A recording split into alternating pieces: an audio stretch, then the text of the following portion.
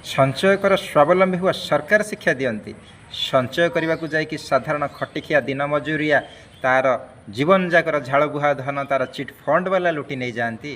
ଆଉ ସରକାରଙ୍କ ପାଖରେ ଆକୁଳ ନିବେଦନ ଆନ୍ଦୋଳନ କଲେ ସରକାର ରାଜସ୍ୱରୁ ବ୍ୟୟ ବରାଦ କରି ଚିଟ୍ ଫଣ୍ଡ କମିଶନର ଗଠନ କରି ନୀରବରେ ରହିଯାଆନ୍ତି।